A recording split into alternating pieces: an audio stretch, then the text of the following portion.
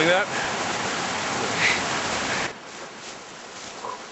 The nice thing about landing in the wilderness in the wintertime is the snow is generally speaking soft, so it really cushions your fall nicely. So first thing we got to do is we got to see if there's any signs of human beings out here, because that's obviously the first step to finding your way back to civilization. So I'll catch you in a few minutes. Before we go any further, I want to point out how nice it is that you have that nice cushioned effect with the snow. You can see the indentation that leaves. Certainly with a body the size of mine, it's a nice benefit to have. The thing in the wilderness is finding water. You need water to survive. One of the great sources of water is pine needles. And take some of these. Ouch. Ah. Ow.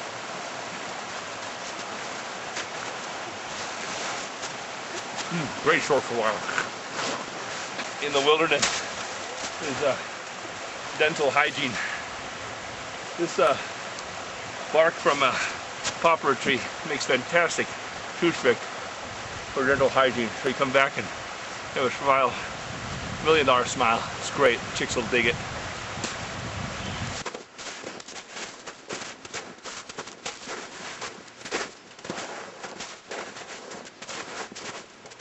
You know, it's getting dark. It's important to find some shelter before the evening sets and be able to make a fire. So I'm going to start looking for a nice tree well where I can bed down for the evening. One of the most important things at this altitude is to protect yourself from the sun's strong rays. You're very close to the sun. So we're going to look for a specific species of tree. It's called the sunglass tree. And occasionally you can actually find sunglasses on it. It's really cool. There we go. I think this is it. This is one of those sunglass trees. Oh, fantastic. Oh, what a relief. Can't tell you how important that is.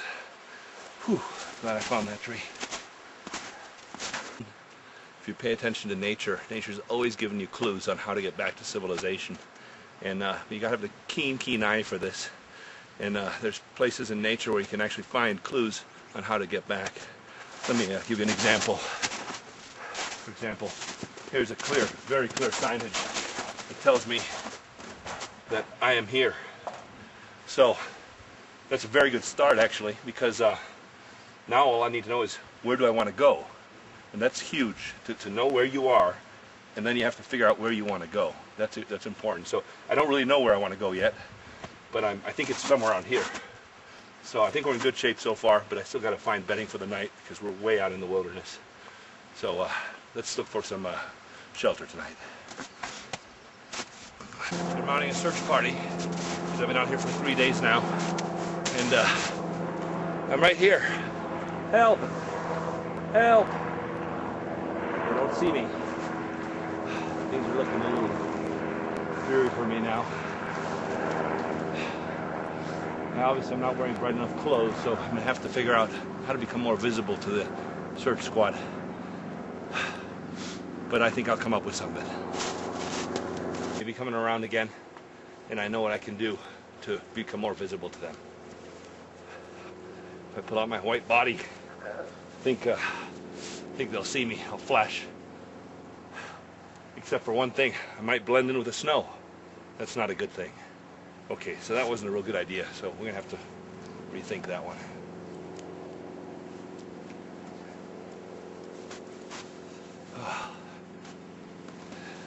Luck has not favored me this week, but I can feel my luck changing now.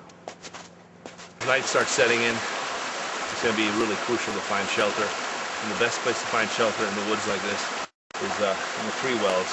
These tree wells offer a fantastic protection from the elements, and will give you enough shelter from the driving snow that I expect tonight. Plus I can put a little fire in the shelter, and I'm going to show you how to build a fire with absolutely no utensils, no matches, no tools, just here with what I have, what nature offers. So let's make ourselves comfortable here. And you know, one of the things that I pride myself is every home should have nice access. So the first thing I want to do is make sure there's nice little access for me to get out in case I smoke myself out of the place. I want to make sure I have a quick egress. So, plus it looks nice too. If anyone comes by, we have a nice little entryway like a door at home. So it's really nice that way. We pat it down a little like this, right? And this way, you know, people know that I'm a welcoming individual. So, one of the most amazing things and commonly held myths in creating a fire out of nothing is, you know, people don't think of snow as a combustible substance. Snow is actually one of the most combustible substances known to man. It's just very, very difficult to ignite. Very difficult. So, the most important thing right now is we gotta get some nice dry sticks and leaves. And I'll put them into a little, kind of like this, a little bunch. Right? This is an old technique I learned when I was a ranger in South America. I had no balance. So, put it nice and like that. Like this. Okay, now, what you have to do is you have to get two nice clumps of ice like this. And then you have to rub it together really, really hard and really fast. It's actually so fast most humans can't do it. That's why people don't believe that snow can actually ignite.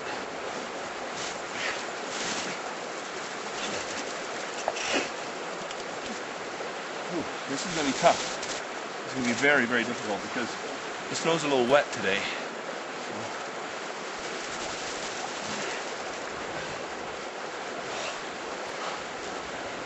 Alright.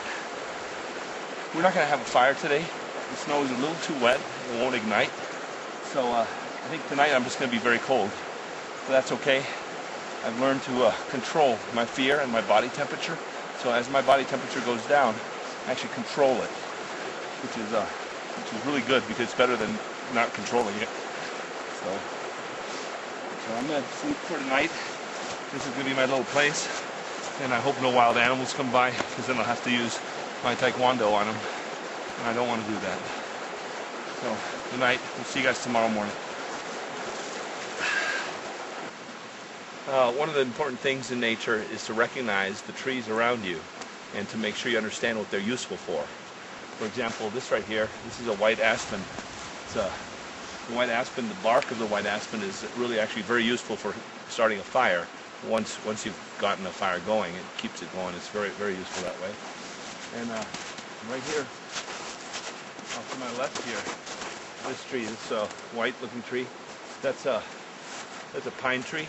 The pine needles, the green needles, they retain a lot of water, good for moisture. If you don't have any water around, you get dehydrated. You just take some of the pine needles off of this tree.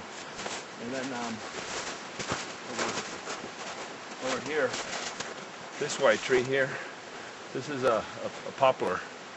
Poplar, very, very, very useful for building clothes. You can actually sew your own clothing with the outer coating of the poplar. It's really a very useful tree. In fact, they call it God's clothing store, is the nickname for that tree. Let's see. Yeah, right over here, this tree. This is a fantastic tree. This is called the Echinacea purpura. It's also known as the purple China doll. It has a very useful fluid. If you tap into it, it actually will help you heal. If you cut yourself, it's just a phenomenal, phenomenal tree. Let me see if I can give you an example using my pocket knife. I got it cut right here, right there.